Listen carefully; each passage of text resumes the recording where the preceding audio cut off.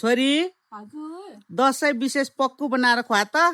बिहारी मामले गर्नुभएको डिमान्डलाई पुरा नगर्ने त कुरै भएन। ममले दिनुभएको मासुलाई एउटा बोलमा हालेर जिरा र धनियाँको पाउडर, खोर्सानीको पाउडर अनि अदुवा लसुन प्याजको पेस्ट, मेन इन्ग्रिडियन्ट्स काँचो तोरीको तेल अनि कस्तुरी मेथी, ल्वाङ सुकमेलको धुलो, टिमुरको धुलो, नुन, बेसार, कागती अनि थोरै जिरा हालेर मजाले मुछिदिने। अनि यसलाई चाहिँ 2-3 घण्टाको लागि रेस्ट गर्न राखिदिएको छु। अनि 2-3 घण्टा पछाडि फेरि 5 मिनट जति मुछेर चाहिँ सिधै मजाले तातेको किटको कराई माथिबाट हालिदिन्छु, किनकि तेल हाल्न जरुरत छैन, अगाडि नै हालिसकेको छ। अनि 2टा तेजपत्ता, ठुलो अलैँची, ल्वाङ सुकमेल हालेर थोरै बोसुलाई पनि हालिदिएको छु खसीको। अनि यसलाई मजाले चलाउँदै एकदम लो हिटमा चाहिँ पकाउने हैन। अनि पक्कुको रियल टेस्ट चाहिँ लो हिटमा अनि धेरै बेर पकाएपछि मात्र आउँछ। त्यसैले लो हिटमा पकाउँदै पानी सुकाउने।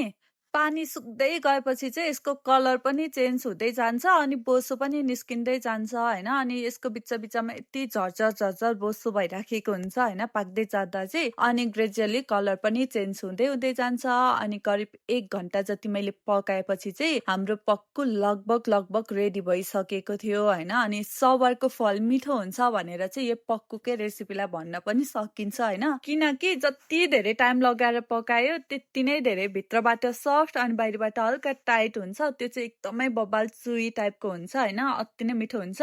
फाइनली चिउरा, सलाद अनि पक्कुसँग मम्मीलाई सर्भ गरेको अति नै बबाल मिठो लाग्यो रे। अनि हामी सबैले इन्जोय